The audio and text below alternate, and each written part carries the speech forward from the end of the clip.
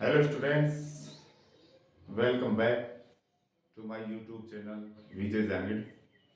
Today in this class we will learn how to make complex sentence by the combination of two simple sentences and by using adverb clause. तो चलिए पहले देखते हैं कि adverb clause क्या होता है। Adverb clause, it is subordinate clause. ये भी एक सबॉर्डिनेट क्लॉज होता है। देखिए सिंपल जो कॉम्प्लेक्स सेंटेंस होता है उसमें एक प्रिंसिपल क्लॉज होता है, मुख्य क्लॉज होता है जिसमें एक सब्जेक्ट और एक वर्ब होती है और जो पूरा अर्थ प्रदान कर सकता है। कम से कम एक ही सबॉर्डिनेट क्लॉज होता है जो जिसका एक सब्जेक्ट एक वर्ब होती है लेकिन वो पूर्ण अर्थ प्रदान नहीं कर सकता बिना हेल्प के। किसकी? प्रिंसिपल क्लॉज की। अब जो सबॉर्डिनेट क्लॉज होता है दूसरा, वो सबॉर्डिनेट क्लॉज तीन तरह के होते हैं। नाउन क्लॉज जो हम पढ़ चुके हैं, एडजेक्टिव या रिलेटिव क्लॉज जो हम पढ़ चुके हैं, आज हम पढ़ रहे हैं एडवर्ब क्लॉज जो कि एक सबॉर्डिनेट क्लॉज है। तीनों ही क्लॉज सबॉर्डिनेट क्लॉज है जो कॉम्प्लेक्स सेंटेंस में यूज होते हैं मेन क्लॉज के साथ। तो एडवर्ब क्लॉज एक सबॉर्डिनेट क्लॉज है, अधीन उपवाक्य है, किसी के अधीन रहता है। किसके रहता है? प्रिंसिपल क्लॉज के मुख्य उपवाक्य के अधीन रहता है ये। और it as a subject and a finite verb, इसमें एक कर्ता होता है, एक मुख्य क्रिया होती है जो हर क्लॉज में होता है। इट फंक्शंस, ये फंक्शन करता है, ये काम करता है किस रूप में? एज एन एडवर्ब, एक क्रिया विशेषण के रूप में ये काम करता है। और किस लिए? टू मॉडिफाई, विशेषता बताने के लिए। किसकी? वर्ब क्रिया की, या एडजेक्टिव विशेषण की, या अनदर एडवर्ब दूसरे क्रिया विशेषण की। किसमें? इन द मेन क्लॉज या प्रिंसिपल क्लॉज। करता क्या है ये? जो मेन क्लॉज है या कहूं कि प्रिंसिपल क्लॉज है या कहूं कि इंडिपेंडेंट क्लॉज है, उसकी जो वर्ब है उसको मॉडिफाई करता है ये, या उसमें कोई एडजेक्टिव है, विशेषण है, उसकी विशेषता बताता है, या उसमें कोई क्रिया विशेषण है तो उसकी विशेषता बताता है। ये पूरा शब्दों का समूह मिलकर के। It can't make a complete sense, ये पूरा अर्थ दे नहीं सकता, पूरा अर्थ ये नहीं दे सकता बिना प्रिंसिपल क्लॉज की हेल्प के। It begins with A subordinating conjunction, ये सबऑर्डिनेटिंग कंजंक्शन से शुरू होता है। क्या?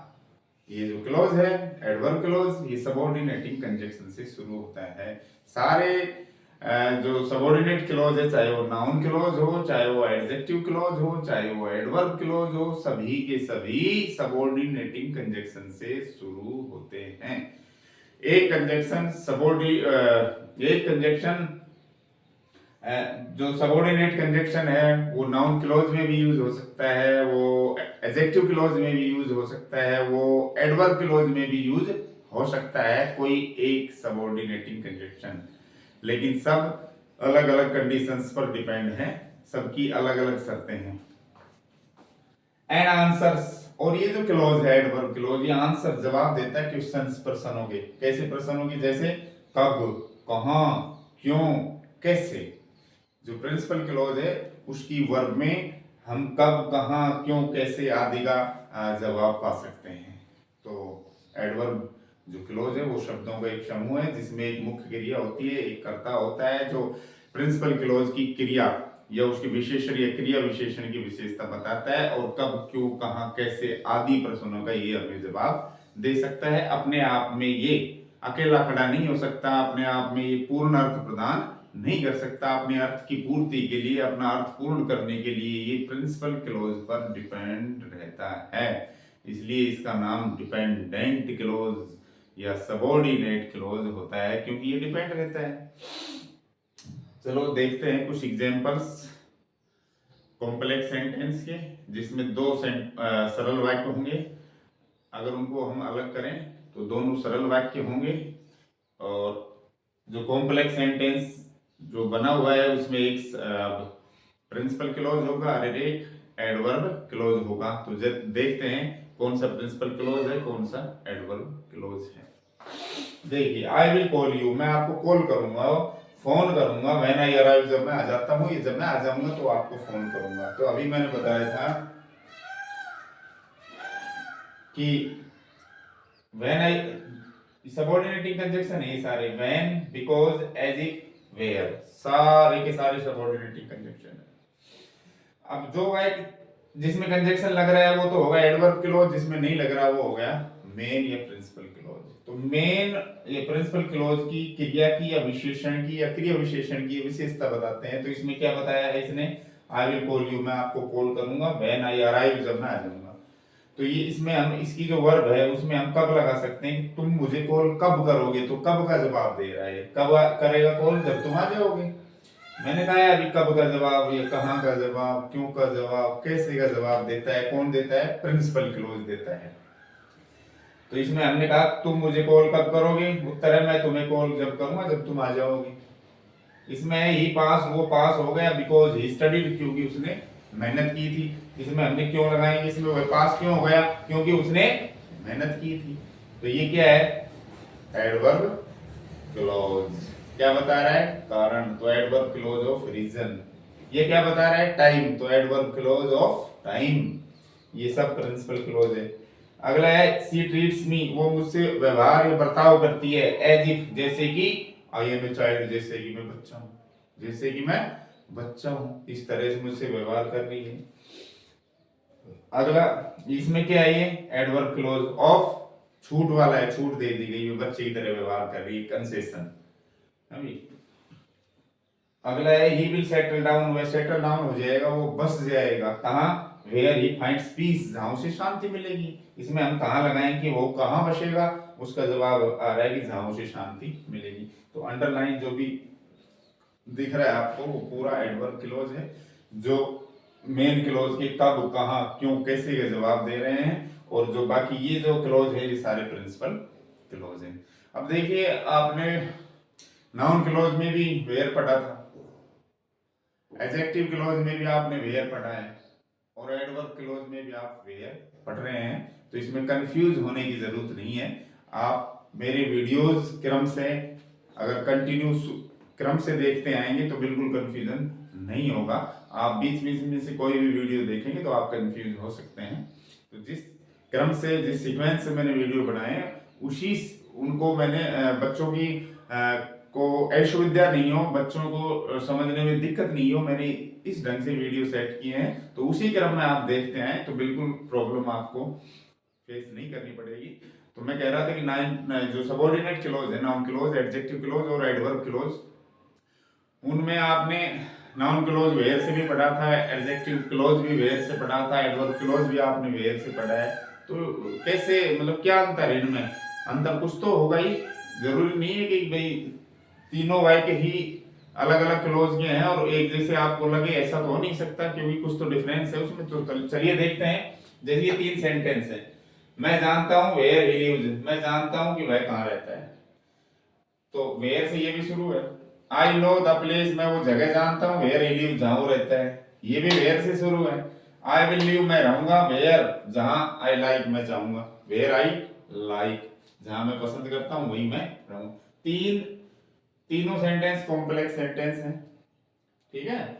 ये नाउन क्लॉज हो गया, ये एडजेक्टिव क्लॉज हो गया, ये एडवर्ब क्लॉज हो गया।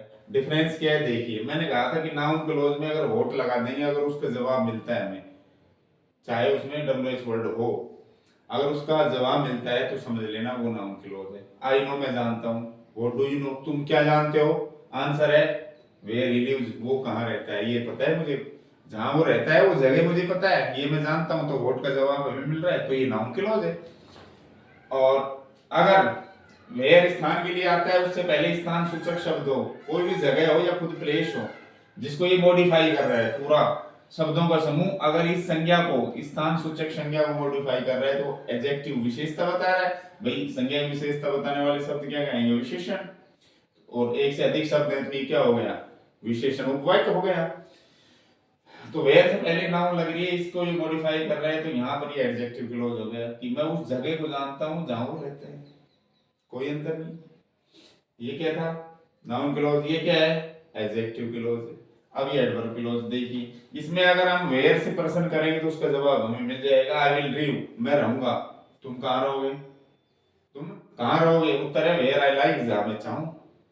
तो अगर क्या का जवाब मिल रहा है, वेयर से या डब्ल्यू एच से, कोई भी सबऑर्डिनेटिंग क्लोज अगर डब्ल्यू एच वर्ड से शुरू है तो उनको अंतर करने के लिए, उनमें उनको पहचानने के लिए क्या करना है हमें, प्रिंसिपल क्लोज में वोट लगा के प्रश्न बनाइए, जवाब मिलता है तो नाउन क्लोज है।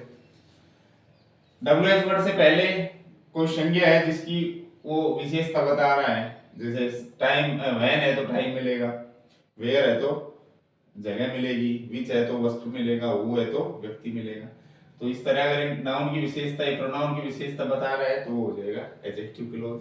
अगर वो किसी की विशेष, ना तो क्या का जवाब दे रहा है हमें और ना ही अपने से पहले आने वाली संज्ञा की विशेषता बता रहा है और संज्ञा आएगी भी नहीं, तो फिर क्या करना है, हमें उन प्रिंसिपल क्लोज में कहाँ, क्यों, कैसे, इस आदि प्रश्न पूछेंगे हम तो उसका जवाब ये बन जाएगा। तो समझ लेना फिर ये एडवर्ब है, यानी कि क्रिया की या विशेषण की या क्रिया विशेषण की विशेषता बताता है। क्रिया का स्थान, क्रिया का समय, क्रिया का कारण, क्रिया का तरीका आदि ये पूछ सकता है। तो इस तरह हम इनमें अंतर कर सकते हैं कि ये नाउन क्लोज है, एडजेक्टिव क्लोज है या एडवर्ब क्लोज है।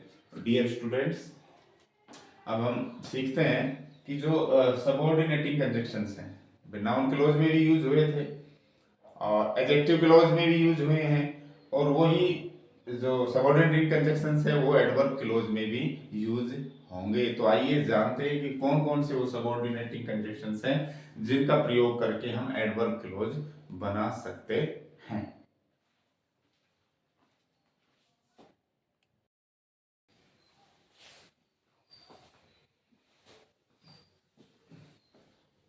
तो चलिए अब कॉम्प्लेक्स सेंटेंस बना के देखते हैं एडवर्ब क्लोज ऑफ टाइम का यूज करते हुए।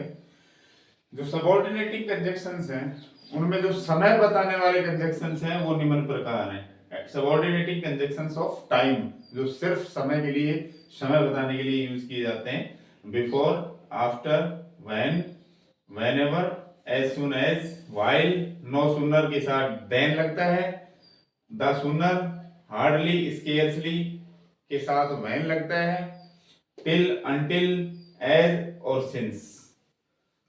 तो चलिए देखते हैं सबऑर्डिनेटिंग कंजक्शन ऑफ टाइम का यूज करके हम एडवर्ब क्लोज बनाते हैं। और जो एडवर्ब क्लोज है, अगर इन शब्दों का इस्तेमाल हम करेंगे तो एडवर्ब क्लोज ऑफ टाइम कहलाएगा फिर वो। तो कौन सा एडवर्ब क्लोज है, एडवर्ब क्लोज ऑफ टाइम, जिसका हम यूज करके कॉम्प्लेक्स सेंटेंस बनाने जा रहे हैं। तो सबसे पहले देखते हैं बिफोर। बिफोर का यूज कहाँ होगा, बिफोर से पहले फ्यूचर इंडेफिनिट टेंस का यूज होगा, बिफोर के बाद प्रेजेंट इंडेफिनिट टेंस का या प्रेजेंट परफेक्ट टेंस का यूज होता है। इस तरह दो सेंटेंस हमें दिए जाएंगे और कहेगा बिफोर से जोड़िए। तो आपको ये देखना है कि फ्यूचर इंडेफिनिट वाला सेंटेंस पहले रखना है, उसके बाद बिफोर लगाना है, उसके बाद प्रेजेंट इंडेफिनिट टेंस या प्रेजेंट परफेक्ट टेंस वाला क्लोज है वो जोड़ना है। अब ये अपना, ये दो सरल वाक्य थे, इनको जोड़ के हमने बना दिया एक कॉम्प्लेक्स सेंटेंस। और मैंने कहा था अगर प्रिंसिपल क्लोज में कब का प्रश्न हम करें, कब लगा के, तो उसका जो आंसर होगा वो होगा एडवर्ब क्लोज ऑफ टाइम। देखिए वह इन्फॉर्म कर देगा, सूचना दे देगा, before he leaves the city. हालांकि प्रेजेंट इंडेफिनिट टेंस में है लेकिन ये सेंस फ्यूचर इंडेफिनिट का ही देता है। ही विल इन्फॉर्म, वो सूचना दे देगा, before he leaves the city, शहर को वो छोड़ेगा उससे पहले, शहर को छोड़ने से पहले वो सूचना दे देगा। तो ये है प्रिंसिपल क्लॉज, इसमें हम वैन लगाएंगे तो उसका जवाब ये मिलेगा, ही विल इन्फॉर्म, वह सूचना देगा, वह सूचना कब देगा। तो क्या कर रहा है, वर्ब का टाइम बता रहा है, सूचना देने का टाइम, यानी वर्ब को मॉडिफाई कर रहा है। तो ये पूरा क्या कहलाएगा, एडवर्ब क्लोज कहलाएगा। और चूंकि ये समय जो है वैन का उत्तर दे रहा है तो एडवर्ब क्लोज ऑफ टाइम कहलाएगा ये। तो वह कब सूचना देगा, before he leaves the city, शहर को वो छोड़ेगा उससे पहले। तो ये पूरा क्या कहलाएगा, बिफोर से यहां तक एडवर्ब क्लोज। चूंकि ये समय से संबंधित है, समय को मॉडिफाई कर रहा है, तो ये क्या कहलाएगा, एडवर्ब क्लोज ऑफ टाइम कहलाएगा ये। नेक्स्ट देखिए, ही विल नॉट गो, वो है नहीं जाएगा। He has completed her work, वह अपना काम पूरा कर चुका है। बिफोर से जोड़ना है, तो देखिए फ्यूचर इंडेफिनिट वाला सेंटेंस पहले रख लीजिए, उसके बाद बिफोर लगा के प्रेजेंट परफेक्ट, मैंने कहा था प्रेजेंट परफेक्ट भी आ सकता है, बाद में इंडेफिनिट भी, दोनों ही आ सकते हैं। तो बाद में प्रेजेंट इंडेफिनिट वाला सेंस, इसमें क्या है कि कार्य की पूर्णता को दर्शा रहा है कि ये काम पूरा हो जाएगा, उससे पहले ये काम वो नहीं करेगा। तो he will not go before she will not go before she has completed her work. अपना सेंस फ्यूचर का ही देगा ये, अपना काम पूरा, वह काम पूरा कर चुकी होगी, उससे पहले वह नहीं जाएगी, अर्थात काम पूरा होने के बाद ही वो जाएगी। तो बिफोर से पहले फ्यूचर टेंस आता है, बिफोर के बाद प्रेजेंट टेंस आएगा, जिसमें इंडेफिनिट भी हो सकता है और परफेक्ट भी हो सकता है। अगर कंजक्शन ब्लैंक में, अगर खाली जगह में कंजक्शन वो भरवाए तो भी ये कंडीशन अप्लाई होगी। खाली जगह से पहले फ्यूचर इंडेफिनिट टेंस और खाली जगह के बाद प्रेजेंट इंडेफिनिट टेंस या प्रेजेंट परफेक्ट टेंस होना चाहिए, तो हम खाली जगह में बिफोर भरेंगे। फ्यूचर इंडेफिनिट का मतलब है विल, शैल, फर्स्ट फॉर्म, और प्रेजेंट इंडेफिनिट का मतलब है या तो फर्स्ट फॉर्म आएगी, सब्जेक्ट प्लूरल है तो, और सिंगुलर है तो एस या ईएस। अगर ये सेंटेंस नेगेटिव होगा तो इसमें डू, डज नॉट भी आ सकता है। और अगर ये परफेक्ट में होगा तो हैज, हैव, थर्ड फॉर्म आएगी, हैज, हैव, थर्ड फॉर्म, तो हम उसमें बिफोर ही भरेंगे। इसमें हो जाएगा he will inform before he leaves the city, ये सेंटेंस है सेम। अगला देखिए, कई बार करेक्ट फॉर्म ऑफ वर्ब भी भरवा लेता है, कॉम्प्लेक्स सेंटेंस देकर क्रिया का सही रूप भी भरवा सकता है, भरवाया जा सकता है एग्जाम में। तो देखिए बिफोर से पहले और बिफोर के बाद देखना है आपको, एक साइड आपको भर के दी जाएगी। तो बिफोर के बाद क्या है, प्रेजेंट इंडेफिनिट, तो बिफोर से पहले क्या आएगा, फ्यूचर इंडेफिनिट, तो नाम के साथ विल और वर्ब की फर्स्ट फॉर्म विल गो आ जाएगा इसमें। इसमें देखिए बिफोर के से पहले भर के दिया है, बिफोर के बाद भरवा रहा है। बिफोर से पहले फ्यूचर इंडेफिनिट टेंस है, फ्यूचर इंडेफिनिट, तो बिफोर के बाद क्या आएगा, प्रेजेंट इंडेफिनिट या प्रेजेंट परफेक्ट। तो इसमें देखिए क्या भरना है आपको, इसमें आप प्रेजेंट इंडेफिनिट भरो तो डू लग जाएगा, do not reach, do not reach here. और प्रेजेंट परफेक्ट भरते हो तो हैव नॉट रीच्ड हियर हो जाएगा, दोनों भर सकते हैं आप। और इस साइड में अगर प्रेजेंट है तो इधर फ्यूचर भरना है आपको इंडेफिनिट। तो ये कह रहा है कि मैं खाना नहीं खाऊंगा, कब तक नहीं खाऊंगा, before they don't reach here, वो यहाँ नहीं आ जाएंगे उससे पहले मैं खाना नहीं खाऊंगा।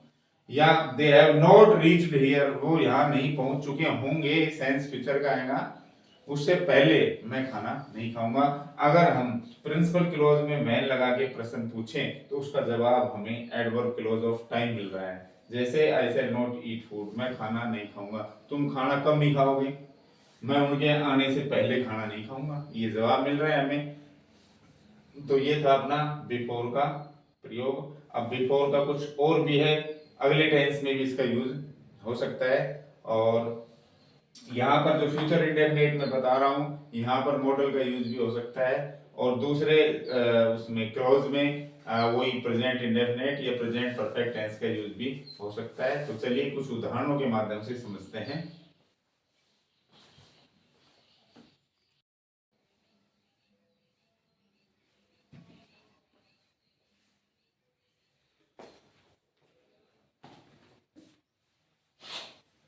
देखो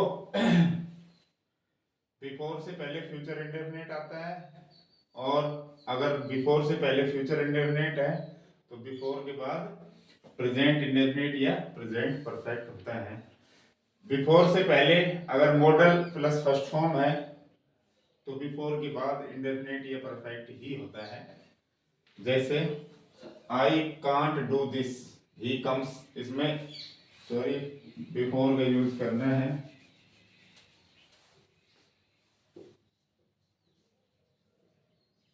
बिफोर से जोड़ना है इन वाक्यों को। तो क्या करना है, मॉडल और फर्स्ट फॉर्म वाले वाक्य को जो कि प्रिंसिपल क्लॉज होगा उसको पहले रख लेंगे, उसके बाद बिफोर लगा के प्रेजेंट इंडेफिनिट या फ्यूचर प्रेजेंट परफेक्ट वाला सेंटेंस हम यहाँ रख देंगे। ये कह रहा है आई कांट डू दिस, मैं इसको नहीं कर सकता इस काम को, बिफोर ही कम्स, वो आएगा उससे पहले, उसके आने से पहले मैं इस काम को नहीं कर सकता। तो इस तरह फ्यूचर इंडेफिनेट की जगह मॉडल भी यहाँ दिए जा सकते हैं। लेकिन अगर वो कभी खाली जगह भरवाए वर्ब से, तो आपको मॉडल नहीं भरना है, आपको फ्यूचर इंडेफिनेट ही भरना होगा। हाँ, इधर फ्यूचर इंडेफिनेट या मॉडल है तो आपको ये भरने होंगे। अब दूसरे टेंस में भी बिफोर का यूज हो सकता है, पास्ट टेंस में। ये तो था प्रेजेंट और फ्यूचर में, अगर ये फ्यूचर है तो वो प्रेजेंट, वो प्रेजेंट है तो इधर फ्यूचर। पास्ट में भी हम बिफोर, जो सबऑर्डिनेटिंग कंजक्शन है, बिफोर का यूज करके कॉम्प्लेक्स सेंटेंस बना सकते हैं। जैसे बिफोर से पहले आएगा past perfect tense. Past perfect tense का मतलब है हेड थर्ड फॉर्म, वर्ब की थर्ड फॉर्म। और बिफोर के बाद आता है पास्ट इंडेफिनिट, अर्थात मेन वर्ब की सेकंड फॉर्म। तो देखिए दो सेंटेंस है, पेशेंट है डाइड, डॉक्टर केम, बिफोर से जोड़ना है। तो जो परफेक्ट वाला है, पास्ट परफेक्ट वाला क्लॉज, उसको पहले रख देंगे, उसके बाद फिर बिफोर लगाएंगे, फिर पास्ट इंडेफिनिट लगाएंगे। यानी कि मरीज मर चुका था, डॉक्टर आया, तो इसमें जो पहला काम है वो होता है, जो पहले काम पूरा होता है वो होता है पास्ट परफेक्ट में, तो वो हम पहले लगाएंगे। और जो पास्ट इंडेफिनिट में है वो काम बाद में पूरा होता है। तो बिफोर से पहले जो काम पहले पूरा हुआ, बिफोर के बाद जो काम बाद में पूरा हुआ, लगा देते हैं। तो मरीज मर चुका था, डॉक्टर आया उससे पहले, मरीज डॉक्टर के आने से पहले मरीज मर चुका था, काम तमाम हो चुका था उसका, मरीज का, तो ये कार्य पहले पूरा हुआ है, तो हेड वाला यानी पास्ट परफेक्ट पहले, पास्ट इंडेफिनिट बाद में। अगर इस तरह से सबऑर्डिनेटिंग कंजक्शन भरवाया जाए तो आप देख लेना, इसमें देख लेना, अगर खाली जगह से पहले पास्ट परफेक्ट है और खाली जगह के बाद पास्ट इंडेफिनिट है, देखिए ये खाली जगह है, इसके बाद सेकंड फॉर्म है, ये पास्ट इंडेफिनिट है, और खाली जगह से पहले हेड थर्ड है, ये पास्ट परफेक्ट है, तो उसमें सबऑर्डिनेटिंग कंजक्शन बिफोर ही आएगा। तो कई बार ऐसे भी खाली फिल इन द ब्लैंक्स में इस तरह सबऑर्डिनेटिंग कंजक्शन भरवा सकता है, तो पहले पास्ट परफेक्ट होना चाहिए, बाद में पास्ट इंडेफिनिट, तो हम बिफोर भर देंगे। कई बार टेंस भी भरवा सकता है, करेक्ट फॉर्म ऑफ वर्ब इस तरह, अगर बिफोर वाइक में दिया जाए इस तरह बिफोर, तो बिफोर से पहले पता ही आपको है पास्ट परफेक्ट भरना है, हेड थर्ड, और बिफोर के बाद अगर खाली जगह भरवाए तो उसमें वर्ब की सेकंड फॉर्म भरनी है। तो इसमें बिफोर से पहले भरवा रहा है तो हेड थर्ड फॉर्म आएगी, हेड, और रिंग की थर्ड फॉर्म हो जाएगी रंग। तो the bell had rung before we reach the school, हम स्कूल पहुंचे उससे पहले घंटी बज चुकी थी। तो डियर स्टूडेंट्स, ये था सबऑर्डिनेटिंग कंजक्शन बिफोर, जिसका यूज करके हमने एडवर्ब क्लोज ऑफ टाइम के माध्यम से कॉम्प्लेक्स सेंटेंस बनाया। अब अगला देखते हैं आफ्टर का। बिफोर का जो ऑपोजिट होता है, बिलोंग होता है, उल्टा होता है, वो है आफ्टर। तो चलिए आफ्टर का यूज करके एडवर्ब क्लोज कैसे बनाते हैं सीखते हैं।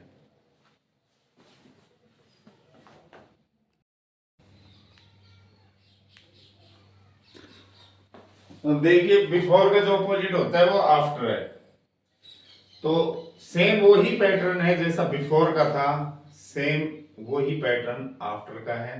जहां बिफोर भर रहे थे वहां आफ्टर भी भर सकते हो। मैंने इससे पहले ब्रैकेट में आफ्टर बिफोर दिया था, तो उसमें दोनों चीज आ सकती है।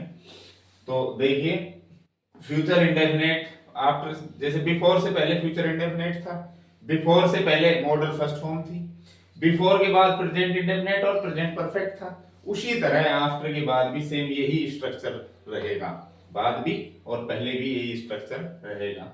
जैसे I shall kill him he runs, after से जोड़ना है, तो पहले फ्यूचर इंडेफिनेट वाला जो क्लोज है उसको आप पहले लो, फिर आफ्टर लगाओ, और फिर ये दूसरा जो क्लोज है वो आप लगा दीजिए, आई सेल किल हिम। अगर वैन से प्रश्न करोगे तो उसका जवाब जो मिलेगा वो मिलेगा आफ्टर ही रन्स। तुम उसे कब मारोगे? आफ्टर ही रन्स, वो दौड़ेगा उसके बाद। तो वैन का जवाब हमें मिल रहा है। इसको आप क्लोज को चेंज भी कर सकते हो, जो एडवर्ब क्लोज है उसको आप पहले भी रख सकते हो ऐसे, फिर कॉमा लगा के प्रिंसिपल क्लोज आगे लगाना पड़ेगा। बस ये डिफरेंस है। वैसे तो कंजक्शन दो वाक्यों के बीच में आता है, ये सही स्ट्रक्चर है एकदम। फिर भी अगर आप एडवर्ब क्लोज को पहले रखो तो फिर कॉमा लगानी पड़ती है, फिर प्रिंसिपल क्लोज आप लगा सकते हो, दोनों ही ठीक होते हैं। तो आफ्टर से पहले फ्यूचर इंडेफिनिट, आफ्टर के बाद प्रेजेंट या इंडेफिनिट या परफेक्ट टेंस आता है। और आफ्टर से पहले मॉडल अगर आ गया तो भी उधर वही स्थिति होगी सेम। जैसे यू शुड नॉट एक्सरसाइज, तुम्हें व्यायाम नहीं करनी चाहिए। यू हैव ईटन फूड, तुम खाना खा चुके हो। आफ्टर से जुड़ वाला है तो शुड वाला जो वाइक है मॉडल वाला वो पहले लगा दो, उसके बाद आफ्टर, उसके बाद दूसरा वाइक जो प्रेजेंट परफेक्ट में वो लगा दो। आप इसको उल्टा भी इधर भी कर सकते हो, आफ्टर से शुरू कर दो, कॉमा लगा के ये वाला वाइक उधर लिख सकते हो। You should not exercise after you have eaten food, खाना आप खा चुके होंगे उसके बाद एक्सरसाइज नहीं करनी चाहिए। आप ऐसे भी कह सकते हो after you have eaten food comma you should not exercise, इस तरह भी आप कर सकते हो। और जो बिफोर वाले वाइक थे उनको भी ऐसे ही आप कर सकते हो, यानी कि एडवर्ब क्लॉज को आप पहले रख सकते हो। अगर बिफोर या आफ्टर से शुरू है एडवर्ब क्लॉज तो उसको आप पहले भी रख सकते हो, फिर कॉमा लगा के प्रिंसिपल क्लॉज को दूसरी साइड रख सकते हो, या इस तरह भी आप रख सकते हो फ्यूचर इंडेफिनिट आफ्टर और ये टेंस दोनों, ये भी संरचना सही है। और यहाँ से अगर वाइट शुरू करते हो तो यहाँ कॉमा लग जाएगी, कॉमा लगा के फिर ये वाली संरचना उधर चली जाएगी, ये वाला जो सिंटैक्स है स्ट्रक्चर है ये उधर चला जाएगा, दोनों ही ठीक है। इसके अलावा बिफोर में क्या आ रहा था, यहाँ पास्ट परफेक्ट आ रहा था। देखिए बिफोर से पहले पास्ट परफेक्ट आ रहा था और बिफोर के बाद पास्ट इंडेफिनिट आ रहा था। अब एकदम उल्टा हो गया इसका, आफ्टर से पहले पास्ट इंडेफिनिट आएगा और आफ्टर के बाद पास्ट परफेक्ट आएगा। वी वेंट आउट, हम बाहर गए और हम स्नान कर चुके थे। आफ्टर से जोड़ना है तो पास्ट इंडेफिनिट जो सेंटेंस ये रहा इसको पहले लगाओ, फिर आफ्टर लगाओ, फिर पास्ट परफेक्ट वाला सेंटेंस लगाओ। आप इसको ऐसे चेंज भी कर सकते हो, क्या एडवर्ब क्लॉज को पहले रख लो, जैसे ये रहा after we had bath comma ये वाला सेंटेंस पास्ट इंडेफिनिट वाला उधर भी रख सकते हो, वी वेंट आउट। अब कई बार टेंस भरवा लेता है, खाली जगह भरवा लेता है, या मान लो सबऑर्डिनेटिंग कंजक्शन ही भरवा रहा है, ब्रैकेट में दे दिया after, when, as soon as, जो भी है तीन चार दे दिए, तो आप कैसे भरोगे? आपको खाली जगह में देखना है यहाँ पर। अगर इससे पहले पास्ट इंडेफिनिट है तो आप, और उसके बाद पास्ट परफेक्ट तो आप आफ्टर भरेंगे। और अगर ये उल्टा हो जाए, इधर पास्ट परफेक्ट है और इधर पास्ट इंडेफिनिट है तो आप बिफोर भरेंगे। क्या बनेंगे? बिफोर। ऐसे भी हो जाता है कई बार, ये टेंस भी भरवा लेता है। तो टेंस का ध्यान रखना, आफ्टर के बाद, चाहे आफ्टर से वर्ब शुरू हो, बेशक जैसे ये हो गया, तो आफ्टर के बाद हेड थर्ड फॉर्म भरेंगे, और आफ्टर से पहले सेकंड फॉर्म या कोमा के बाद वाले वर्ब में सेकंड फॉर्म का यूज होता है। तो बिफोर आफ्टर बिल्कुल सेम ही पैटर्न है दोनों का। यहाँ पास्ट टेंस में आके उल्टा हो जाता है, आफ्टर से पहले पास्ट इंडेफिनिट और आफ्टर के बाद पास्ट परफेक्ट, जबकि बिफोर से पहले पास्ट परफेक्ट आ रहा था और बिफोर के बाद पास्ट इंडेफिनिट। संरचना आगे पीछे की जा सकती है, क्रम बदला जा सकता है, लेकिन सिस्टम वही रहेगा पूरा। जैसे आफ्टर से शुरू किया जा सकता है तो आफ्टर के बाद क्या आ रहा है, हेड थर्ड, तो इसमें भी आफ्टर के बाद हेड थर्ड, फिर कोमा आफ्टर से पहले कहो या कोमा के बाद वाला यानी प्रिंसिपल क्लोज कहो, उसमें सेकंड फॉर्म आती है। तो ये था अपना बिफोर और आफ्टर, इनका प्रयोग करके हमने एडवर्ब क्लोज बनाया और एडवर्ब क्लोज का इस्तेमाल करके हमने एक कॉम्प्लेक्स सेंटेंस तैयार किया। चलिए अब आगे देखते हैं। अगला जो सबऑर्डिनेटिंग कंजक्शन है व्हेन, व्हेनेवर आदि का प्रयोग करके वाक्य बनाना, सेंटेंस बनाना।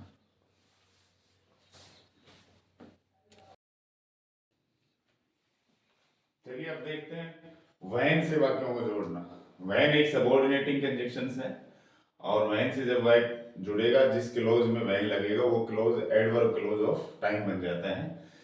तो व्हेन का अर्थ, जब ये सबऑर्डिनेटिंग कंजक्शन का काम करता है तो इसका अर्थ होता है जब, नहीं कि कब।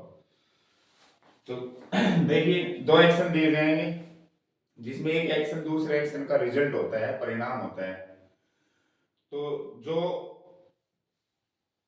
जिसका परिणाम होता है, जिस एक्शन का दूसरा एक्शन परिणाम होता है, उस एक्शन में हम क्या लगाएंगे, वैन लगाएंगे, वो ही एडवर्ब क्लोज बनेगा। देखिए सबसे पहले प्रिंसिपल क्लोज लगाएंगे, फिर वैन, फिर वो जो दूसरा क्लोज बच गया अपना वो लगा देंगे। पूरा क्या बन जाएगा, एडवर्ब क्लोज। अंधेरा गायब हो जाता है, सूरज उदय होता है। सूरज उदय होता है। तो इसका जो परिणाम है वही परिणाम ये है कि जब सूरज उदय होता है तो अंधेरा गायब हो जाता है। तो ये कहलाएगा प्रिंसिपल क्लोज, मुख्य उपवाक्य कहलाएगा। इसको आप पहले लिखोगे क्योंकि ये परिणाम है, परिणाम पहले आएगा यहाँ पर। द डार्कनेस डिसअपियर्स, फिर वैन लगा दो और दूसरा जो है एक्शन वो उतार दो, वैन द सनराइजेज, जब सूरज उदय होता है। देखिए जब इसमें हम वैन लगा के प्रश्न करेंगे तो उसका जवाब ये होगा, अंधकार कब गायब हो जाता है, जब। कब लगाएंगे तो उत्तर मिलेगा जब। डार्कनेस कब डिसअपियर होता है, जब सूर्य उदय होता है।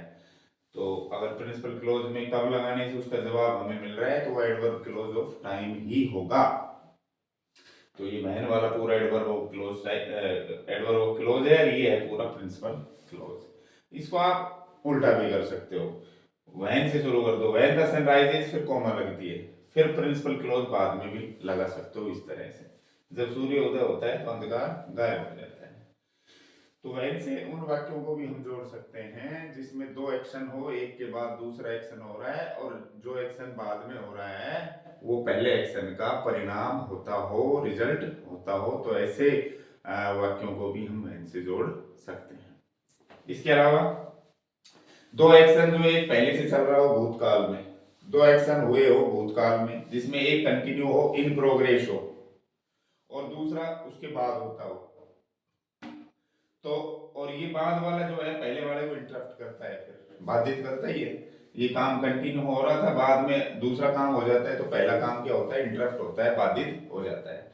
तो हमें पहचानना है ऐसे दो एक्शन हो जिसमें एक कंटिन्यू हो रहा हो और दूसरा कंटिन्यू नहीं बाद में होता हो। तो देखिए मैं पढ़ रहा था तुम आए, ये काम तो कंटिन्यू था, मैं पढ़ रहा था, उसके बाद तुम आ गए। तो इसमें क्या करना है, जो पास्ट कंटिन्यूअस का सेंटेंस है या पास्ट परफेक्ट कंटिन्यूअस भी हो सकता है, उसको पहले रखें, उसके बाद वैन लगा के दूसरा जो सेंटेंस है वो हम रख देंगे।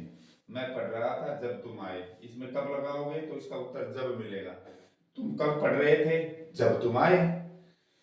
तो ये कहलाएगा एडवर्ब क्लोज ऑफ टाइम, ये कहलाएगा प्रिंसिपल क्लोज। इसको आप उल्टा भी कर सकते हो, when you came comma I was ready.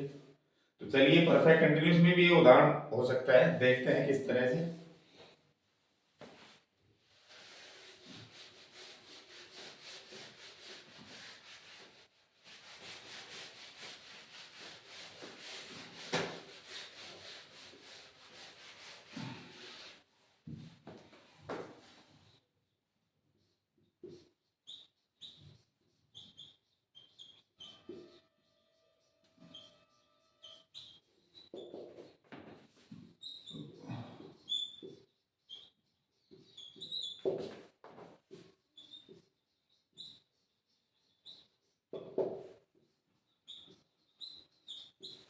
देखिए इस तरह दो सेंटेंस दे जाएंगे तो आपको ये देखना है कि दो काम है, दो एक्शन है, वो एक्शन कौन सा है जो कंटिन्यू हो रहा है, इन प्रोग्रेस है, वो ये है 2 घंटे से बारिश हो रही थी। और बाद में जो एक्शन होता है वो पास्ट इंडेफिनिट में मिलता है, वो मर गई थी।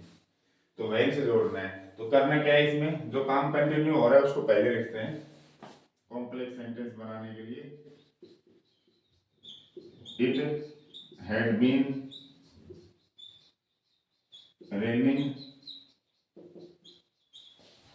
दूसरा वाक्य उतार दीजिए व्हेन शी डाइड, ये लो,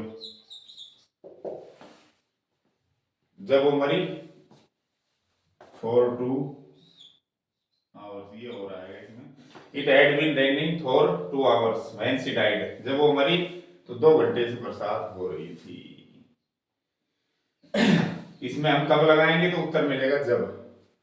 अभी 2 घंटे से कब बरसात हो रही थी, जब वो मरी आंसर मिल रहा है, तो ये एडवर्ब क्लोज ऑफ टाइम हो जाएगा। इसी तरह मान लो रिक्त स्थान में भरवाए आपसे एडवर्ब,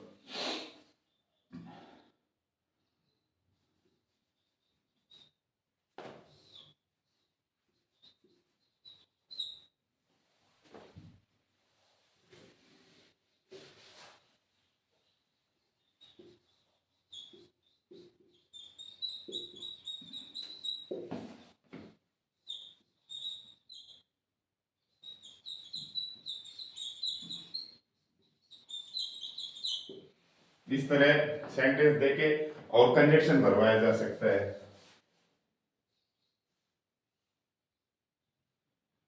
जैसे before they they, when they दे, इस तरह कोई भी कंजक्शन देके और भरवाया जा सकता है। तो इसमें क्या करना है, देख लेना, अगर पहला सेंटेंस पास्ट कंटिन्यूअस में है या पास्ट परफेक्ट कंटिन्यूअस भी हो सकता है, और बाद में पास्ट इंडेफिनिट, तो उसमें वैन भरना है आपको। ठीक है भाई, ये ऐसे भी आ सकता है, they had been playing for 2 hours, खाली जगह वी रीच देयर, जब हम वहां पहुंचे तो वो 2 घंटे से खेल रहे थे, या हम वहां पहुंचे तो वो खेल रहे थे। इस तरह अगर स्ट्रक्चर दी हुई, सेंटेंस की स्ट्रक्चर इस तरह से दी हुई हो, जब पहले पास्ट कंटिन्यूअस या पास्ट परफेक्ट कंटिन्यूअस हो और बाद में पास्ट इंडेफिनिट हो, तो उसमें हम वैन ही भरेंगे। इसको उल्टा भी दिया जा सकता है, यहाँ इस सेंटेंस को शुरू में खाली जगह यहाँ कॉमा लगा के इस सेंटेंस को उधर भी रखा जा सकता है। जैसे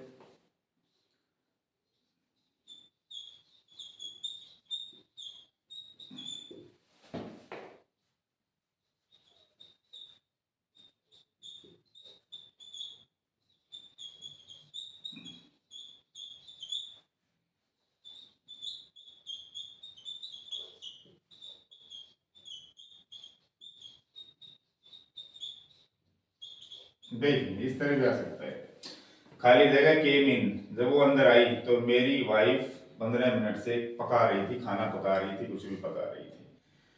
तो इसमें ये देख लेना कि एक सेंटेंस पास्ट कंटिन्यूअस में कंटिन्यू है, देख लीजिए, चाहे वो इधर रखें या कोमा लगा के इधर रखें, पास्ट कंटिन्यूअस में होना चाहिए, और दूसरा जो है वो पास्ट इंडेफिनिट में होना चाहिए। तो हम वैन ही बनेंगे, वैन सी केम इन, जब वो अंदर आई तो मेरी वाइफ 15 मिनट से कुकिंग कर रही थी।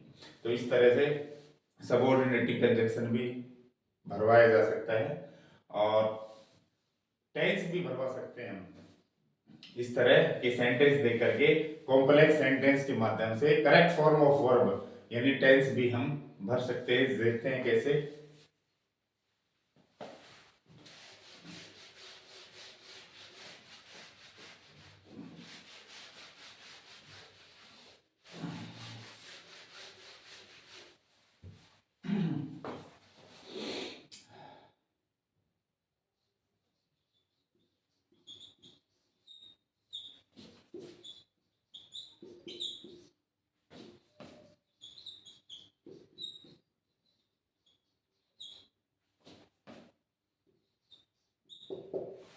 देखिए इस तरह से वैन से जुड़े दो वाक्य हो कोई भी, तो वैन के बाद क्या आती है सेकंड फॉर्म, तो वैन से पहले क्या आएगी पास्ट कंटिन्यूअस या पास्ट परफेक्ट कंटिन्यूअस, या तो वॉज वर चौथी फॉर्म या हैड बीन चौथी फॉर्म। अब इसमें सिंस फॉर टाइम है नहीं, तो वॉज वर चौथी फॉर्म ही आएगी, हैड बीन चौथी फॉर्म नहीं आएगी। इसमें अगर सिंस फॉर टाइम होता तो हैड बीन चौथी फॉर्म आती, तो इसमें हो जाएगा वॉज बार्किंग, इस तरह से।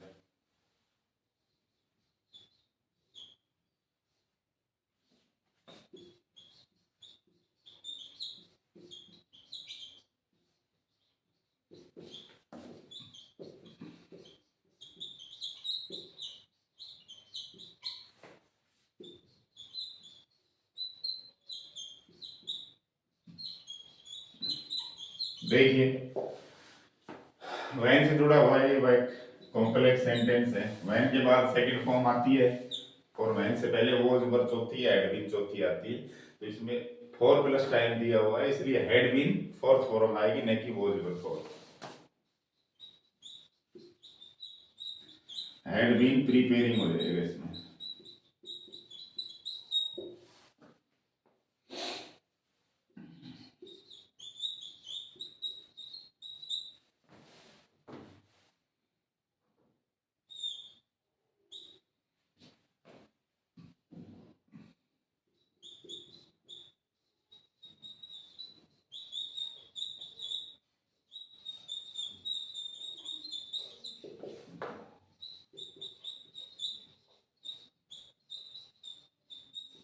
देखिए इस तरह उल्टा भी दिया जा सकता है, वैन से शुरू भी हम कर सकते हैं, या कोमल लग रही है ना, तो समझ लो सिस्टम उल्टा कर रखा है हमने, है ना।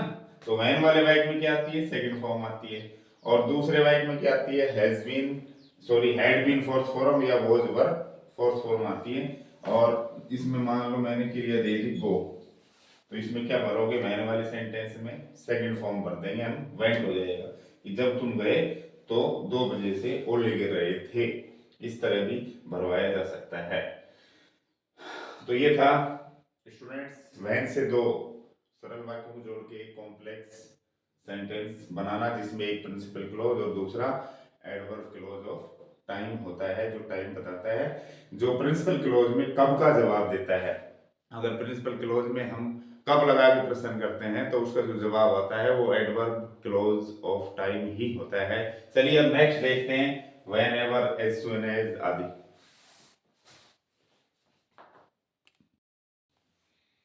नेक्स्ट है व्हेन एवर। व्हेन एवर का मतलब होता है जब कभी। ये किसी निश्चित समय की बजाय किसी भी समय की बात करता है, किसी भी समय, एनी टाइम की बात करता है, कोई पॉइंट ऑफ टाइम की बात ये नहीं करता है। तो देखिए इस तरह दो सेंटेंस होंगे, व्हेन एवर से वाक्य जुड़वाएगा, तो इसमें कैसे बनेंगे ये वाक्य। ये कह रहा है कम टू मी, मेरे पास आना, यू हैव टाइम, तुम्हारे पास समय है। तो हम कहेंगे जब भी तुम्हारे पास समय हो तो मेरे पास आना।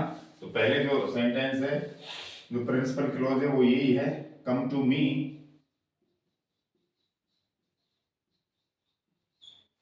क्योंकि इसमें हम वैन लगाएंगे तो उसका जवाब फिर ये वैन एवर वाला क्लॉज बन जाएगा। कम टू मी, मेरे पास आना, तुम्हारे पास कब आना, जब कभी समय हो। तो यहाँ लग जाएगा van ever you have time, तुम्हारे पास समय हो। ये लो, ये हो गया प्रिंसिपल क्लॉज और ये हो गया एडवर्ब क्लॉज ऑफ टाइम। इसमें अगर कब लगाएं तो उसका जवाब ये होगा, कब आना है, जब कभी तुम्हारे पास समय हो, जो कि समय निश्चित नहीं है। व्हेन एवर का मतलब एनी टाइम की बात कर रहा है कि जब भी समय हो आप आ जाना मेरे पास। इसमें देखो वो खेलती है, उसे समय मिलता है, व्हेन एवर से जोड़ना है, तो इसमें देखो वह कब खेलती है, जब कभी उसे समय मिलता है, तो ये प्रिंसिपल क्लॉज है। और इसको हम उल्टा भी कर सकते हैं, whenever you have time comma come to me, ऐसे भी कर सकते हो। इसी तरह इसको बनाओ, she plays whenever she finds time.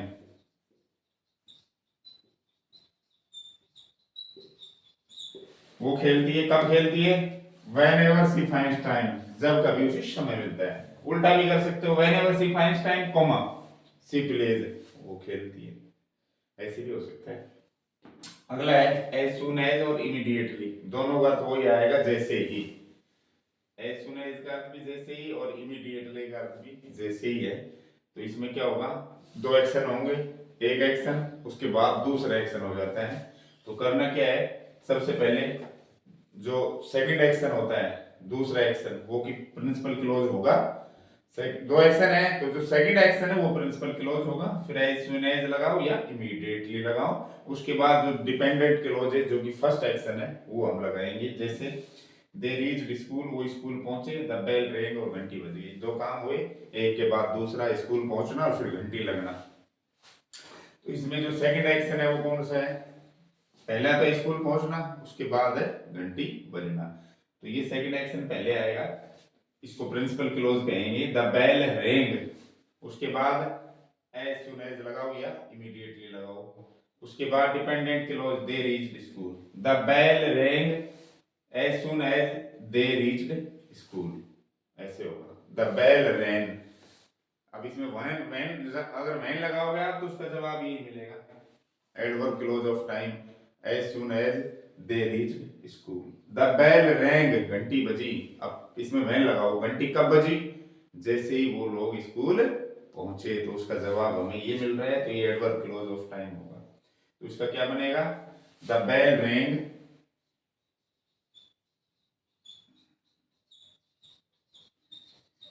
Immediately लगाओ या एज सून एज लगाओ।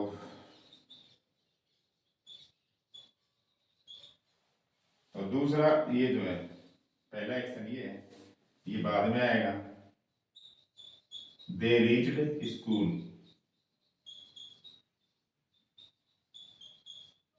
ये लो, अब आप इसको उल्टा भी कर सकते हो। एडवर्ब क्लोज ऑफ टाइम ये है अपना, इसको आप इससे शुरू करके इसको कॉमा लगा के बाद में रख दो। As soon as they reached school, comma, the bell rang. ऐसे। तो अगर हम बात करें कॉम्प्लेक्स सेंटेंस की, अभी कंजक्शन जो टाइप बताते हैं या कोई भी कंजक्शन है दो सेंटेंस के बीच में ही आता है, लेकिन आप उसको उल्टा भी कर सकते हो, कंजक्शन से सेंटेंस शुरू करके प्रिंसिपल क्लोज को लास्ट में शुरू लगा सकते हो कोमा लगा के, ऐसे भी हो सकता है। तो ये था अपना whenever as soon as। चलिए अब नेक्स्ट देखते हैं।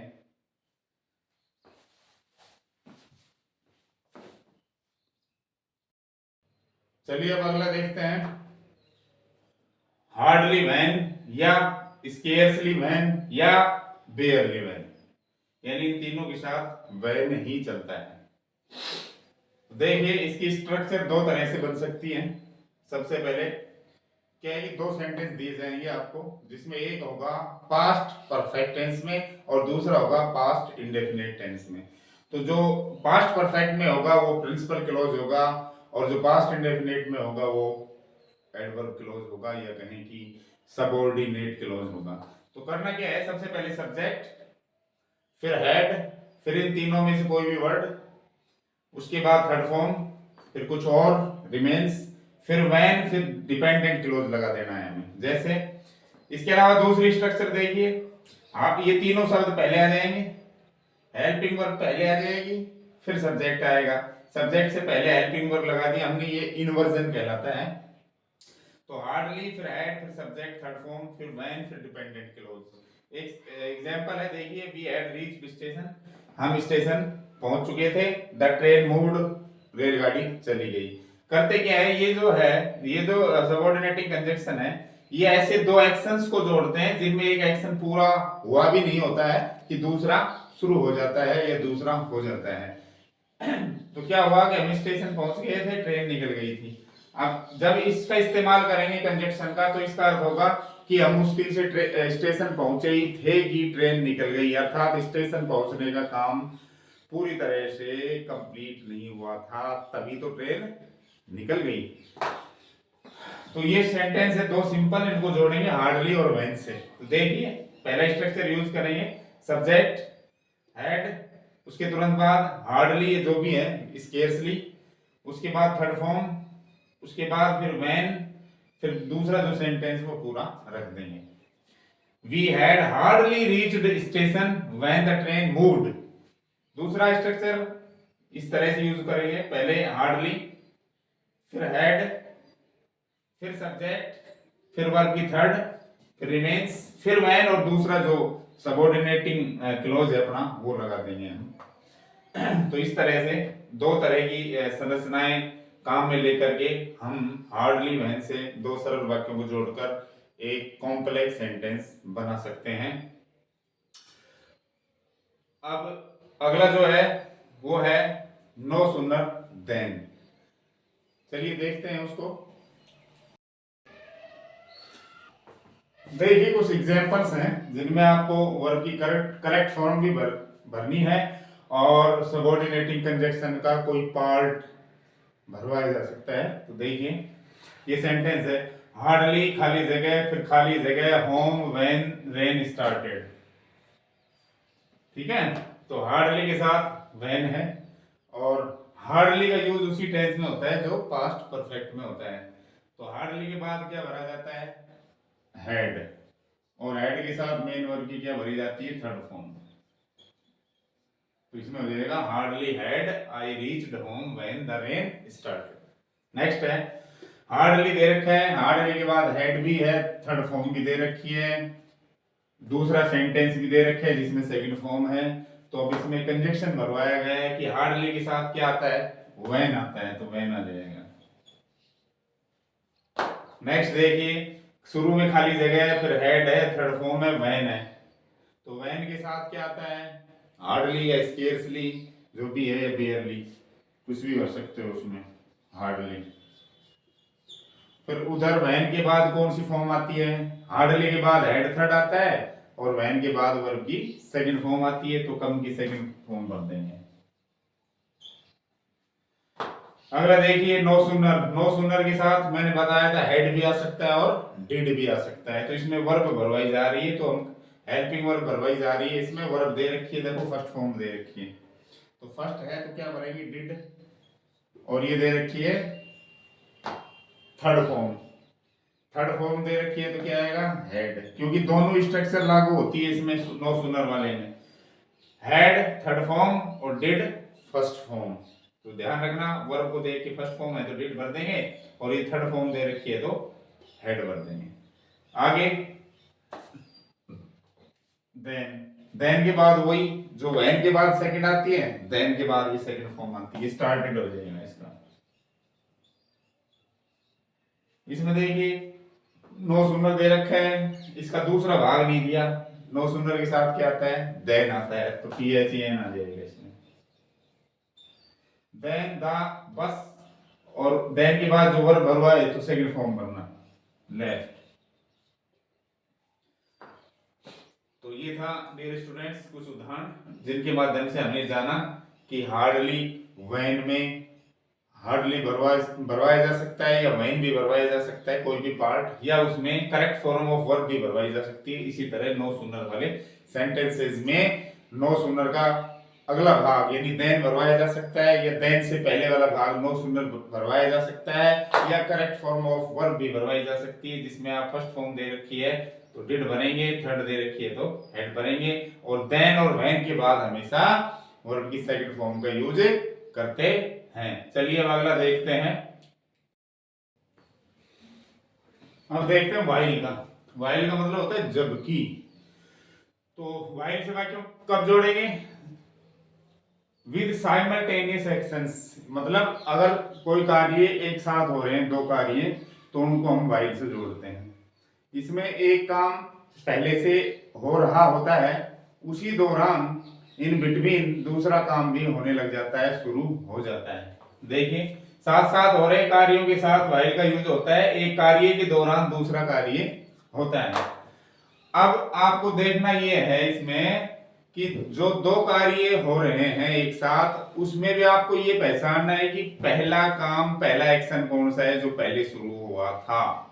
तो करना क्या है, सबसे पहले व्हाइल लगा के आपको डिपेंडेंट क्लोज, या मैं कहूं कि जो पहला कार्य है एक्शन वो लगाना है।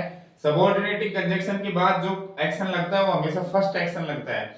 अगर दो एक्शन है तो जो पहला एक्शन होता है वो ही सबऑर्डिनेटिंग कंजक्शन के साथ लगता है। तो व्हाइल के बाद डिपेंडेंट क्लोज, या मैं कहूं कि फर्स्ट एक्शन आपको लगाना है, फिर कोमा लगा के प्रिंसिपल क्लोज, या कहूं कि सेकंड एक्शन आपको लगाना है। या इसको उल्टा कर लो, वाइस वर्सा, इसको एकदम उल्टा कर लो। आप प्रिंसिपल क्लोज पहले लगाएं, प्रिंसिपल क्लोज का मतलब सेकंड एक्शन, उसके बाद सबऑर्डिनेटिंग कंजक्शन व्हाइल लगाएं, उसके बाद पहला जो एक्शन है फर्स्ट एक्शन जिसको कहेंगे डिपेंडेंट क्लोज वो आप लगाएं। जैसे दो सेंटेंस है, simple sentence, I was going to market, I saw a snake, मैं बाजार जा रहा था, मैंने एक सांप देखा। तो इसमें दो काम है, एक तो जाने का है, एक सांप देखने का है। तो अब इसमें हमें ये देखना है कि पहले से काम कौन सा हो रहा था। पहले से काम ये हो रहा था मैं बाजार जा रहा था, और जाते जाते ही दूसरा काम किया हो कि मैंने सांप देखा। तो जो पहला काम हो रहा है कौन सा, मैं बाजार जा रहा था, उससे पहले आप व्हाइल कंजक्शन का यूज करें। While I was going to market, comma I saw a snake.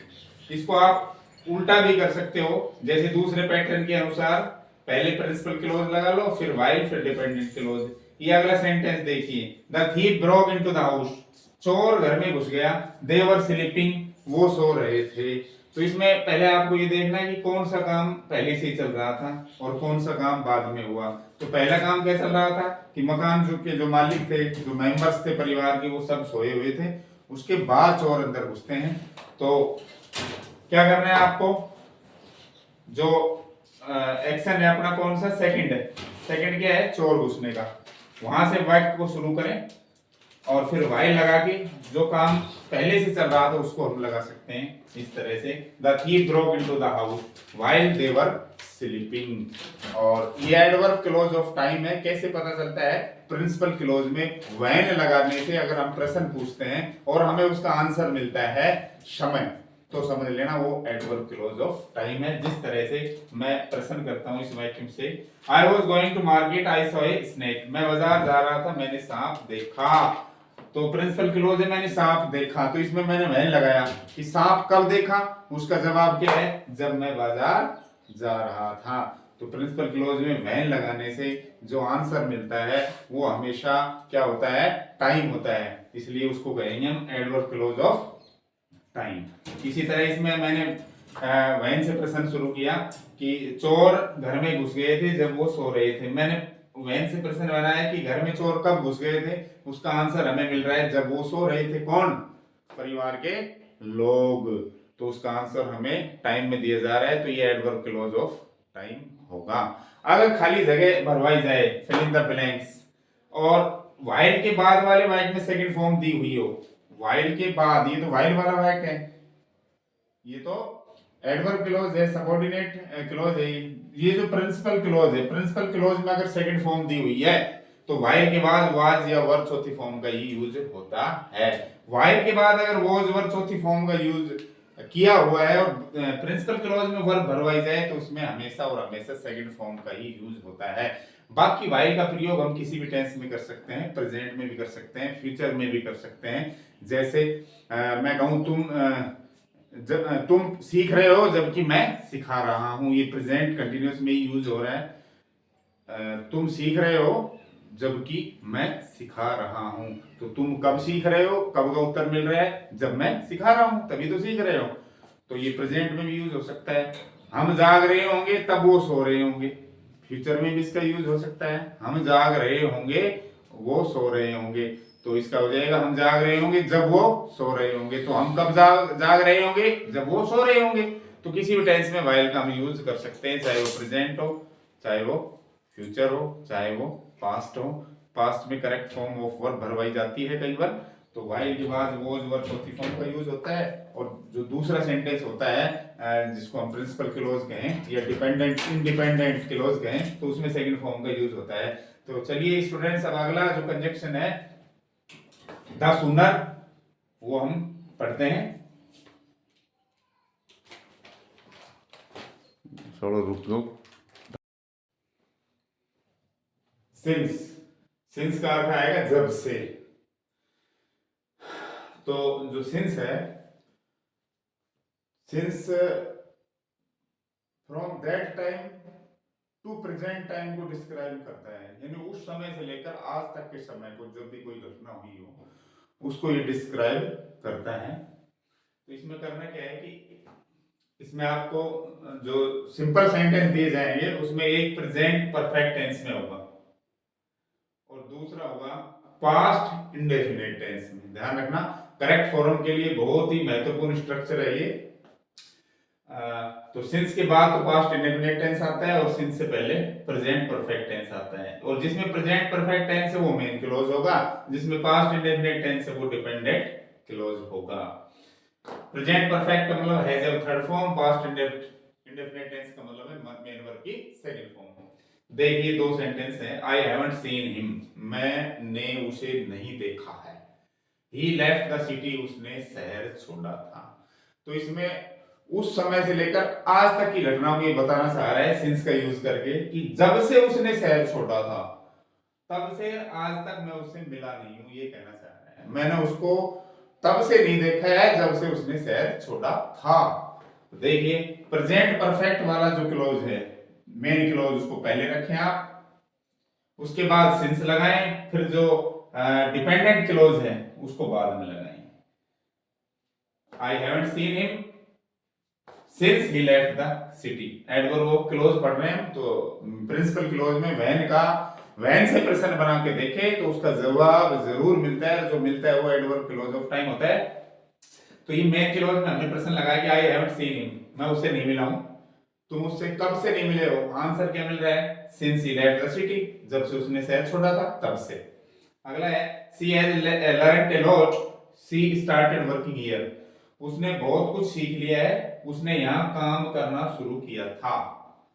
तो ये प्रेजेंट परफेक्ट है, ये मेन क्लॉज है, वो दूसरा डिपेंडेंट क्लॉज है, दोनों के बीच में सिंस लगा दो। She has learned a lot since she started working here, उसने यहाँ काम करना शुरू किया था, तब से उसने बहुत कुछ सीख लिया है। उसने कब से बहुत कुछ सीखा है? जब से यहाँ काम करना शुरू किया था।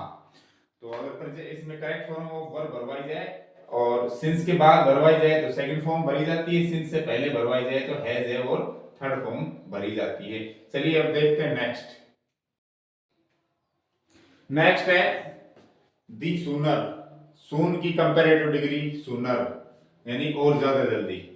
तो द सूनर से दो सिंपल सेंटेंस को जब हम जोड़ेंगे तो वो कॉम्प्लेक्स सेंटेंस बन जाता है। और द सूनर एक सबऑर्डिनेटिंग कंजक्शन है जो समय बताता है।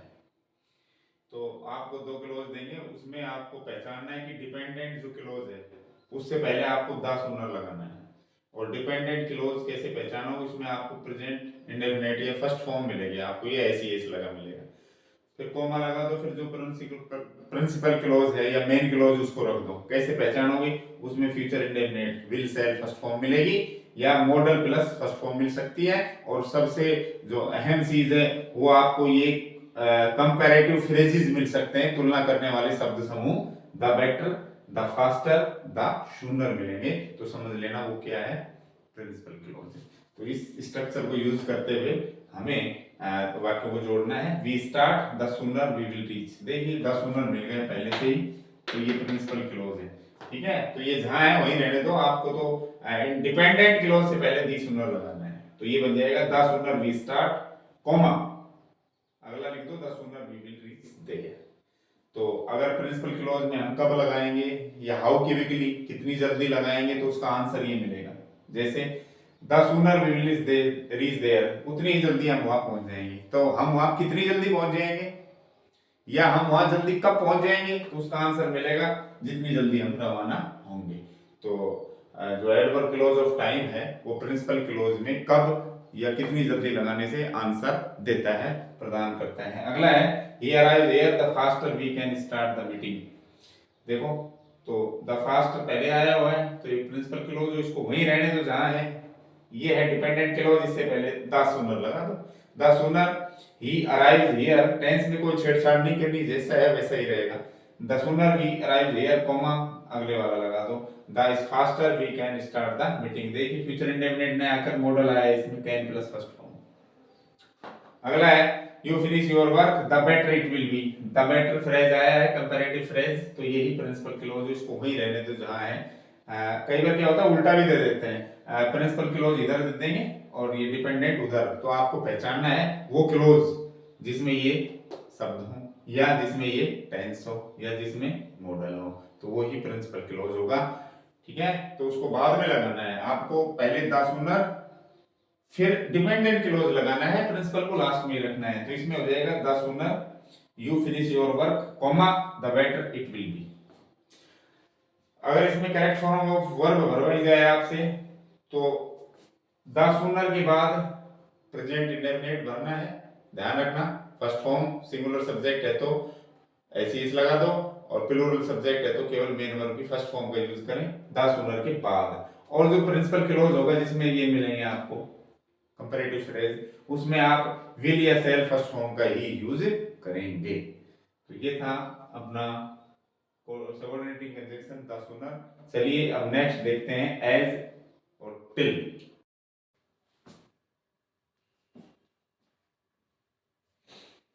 चलिए नेक्स्ट है टिल अंटिल।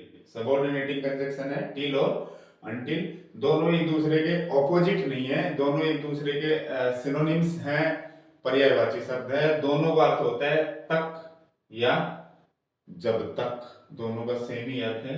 तो ये क्या काम करते हैं, दे इंडिकेट द ड्यूरेशन, ये उस अवधि को बताते हैं, पूरी अवधि।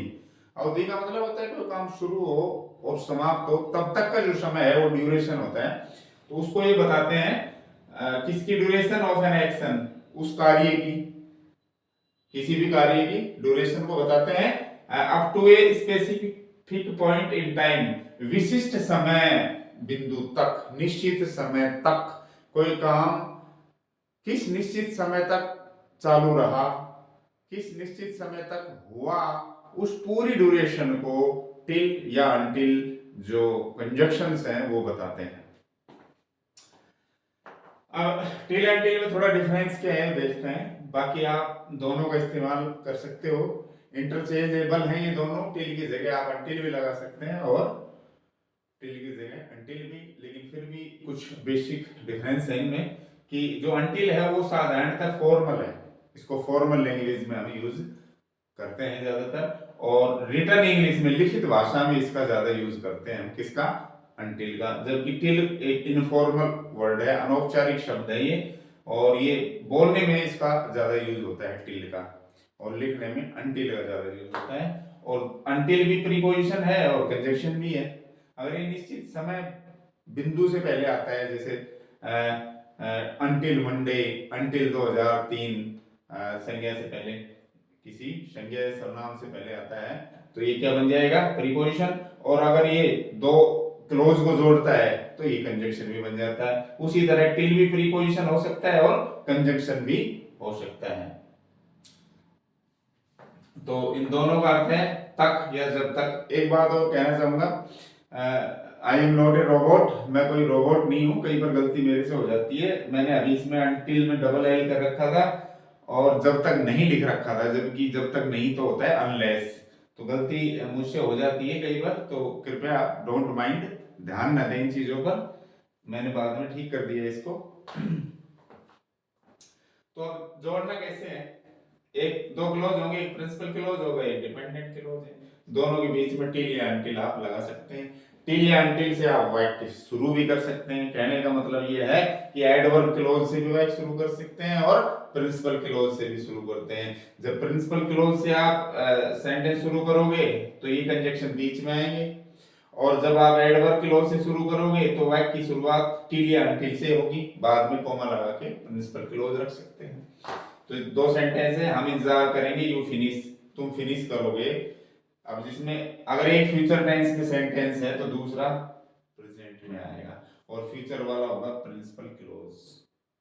अगर दो सेंटेंस है, एक प्रेजेंट में है दूसरा फ्यूचर में, तो फ्यूचर का काम बाद में होगा, तो वो आएगा प्रिंसिपल क्लोज माना जाएगा, और दूसरे को डिपेंडेंट क्लोज। तो दो क्लोज है, इसमें क्या करेंगे, पहले ये लिख लेंगे हम प्रिंसिपल क्लोज, फिर टिल या अनटिल जो भी लगाओ, टिल लगाना है, फिर दूसरा डिपेंडेंट क्लोज लगा दो। तो ये कह रहा है हम इंतजार करेंगे, पूरा अर्थ ले रहा है प्रिंसिपल क्लोज है। ये कह रहा है टिल यू फिनिश, तुम्हारे फिनिश होने तक, यानी तुम अपना फिनिश कर दो काम, तब तक हम आपका वेट करेंगे। और इसमें हम व्हेन लगा के प्रश्न पूछेंगे तो ये हमें आंसर मिलेगा कि कब तक इंतजार करोगे, टिल यू फिनिश, जब तक तुम फिनिश होते हो तब तक इंतजार करेंगे। तो हमें व्हेन का जवाब मिल रहा है, it means adverb clause of time है ये। प्रिंसिपल क्लोज में व्हेन लगाने से अगर आंसर ये दे रहा है तो ये क्या है, एडवर्ब क्लोज ऑफ टाइम है। इसी तरह she waited, he finished his work, उसने इंतजार किया, उसने अपना काम किया। तो दोनों टेंस पास्ट में ही है, एक फ्यूचर में है तो दूसरा प्रेजेंट में होगा, अगर एक पास्ट में है तो दूसरा भी पास्ट में होगा। तो इसमें हम ये पहचाने कि कौन सा प्रिंसिपल क्लोज है। ये कह रहा है उसने इंतजार किया, उसने काम पूरा किया। तो उसने इंतजार कब तक किया था, उसने काम पूरा किया तब तक, तो ये प्रिंसिपल क्लोज है। तो सी वेटेड, इसमें अनटिल लगाना है, अनटिल लगा दो, until he finished his work, कोई चेंजमेंट नहीं करना टेंस का, सेम। और चाहो तो इसको आप यहां से भी शुरू कर सकते हो, ये एडवर्ब क्लोज है, ये प्रिंसिपल क्लोज है, आप यहां से शुरू कर दो, until he finished his work, comma लगेगी, उसके बाद प्रिंसिपल क्लोज आ जाएगा। इसी तरह इसको भी आप ऐसे लिख सकते हो, till you finish comma we shall we will wait. Dear students, ये था अपना टिल और अनटिल। चलिए लास्ट पढ़ते हैं सबऑर्डिनेट की कंजक्शन, लास्ट एज।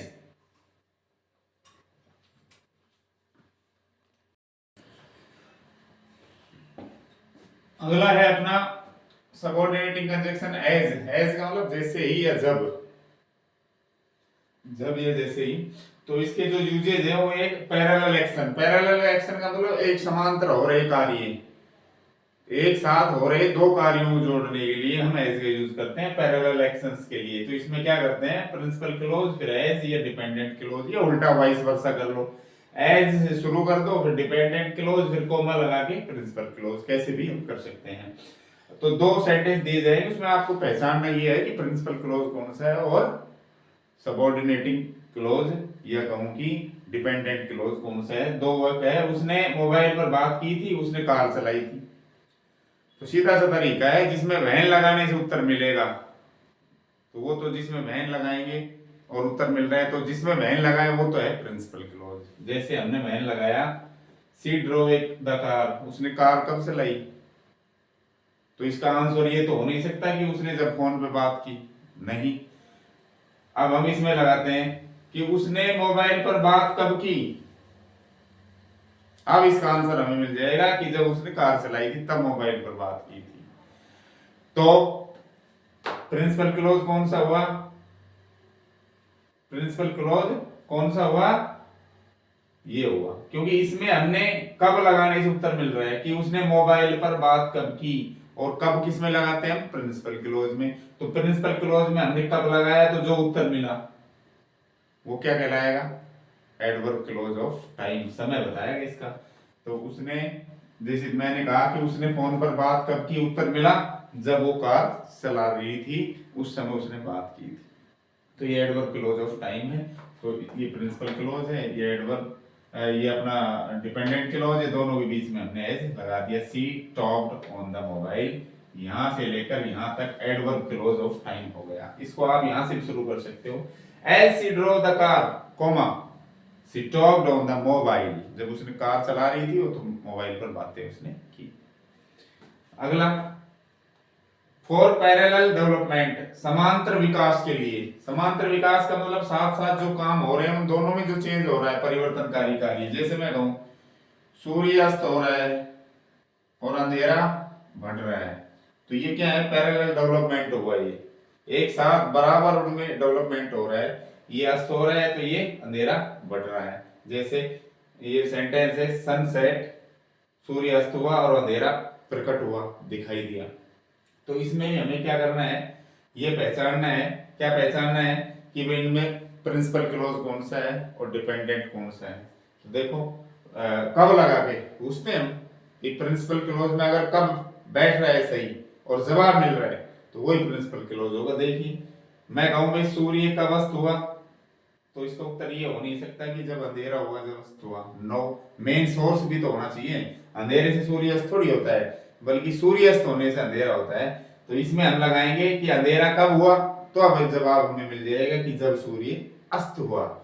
तो इसमें वैन लगाने से जवाब मिल रहा है, तो ये प्रिंसिपल क्लोज है। ये फिर हो गया डिपेंडेंट क्लोज। तो सबसे पहले क्या करेंगे हम, चाहे ये पैटर्न अपना लो, चाहे ये उल्टा कर लो, इसका बात वही है। तो आप ऐसे भी बना सकते हो, द डार्कनेस एपियर्ड, अंधेरा हुआ कब? एज द सनसेट, या उल्टा कर लो, as the sunset comma the darkness appeared.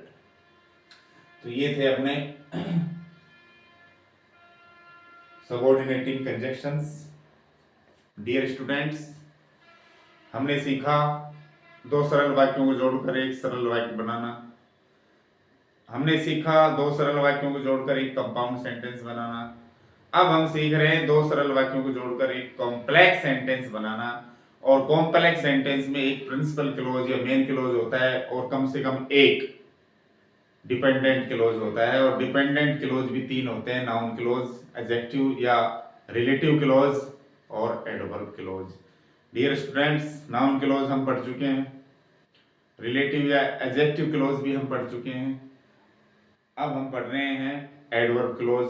और एडवर्ब क्लोज भी हमने पहला, जो कि समय बताने वाला क्लोज होता है, एडवर्ब क्लोज ऑफ टाइम, वो हमने पूरा कर लिया है, जिसमें हमने बहुत सारे सबऑर्डिनेटिंग कंजक्शंस यूज किए। After, before, while, as, no sooner, did no sooner then, hardly, when, the sooner आदि बहुत सारे कंजक्शंस का यूज करके हमने दो सरल वाक्यों को जोड़ा और एक कॉम्प्लेक्स सेंटेंस बनाया।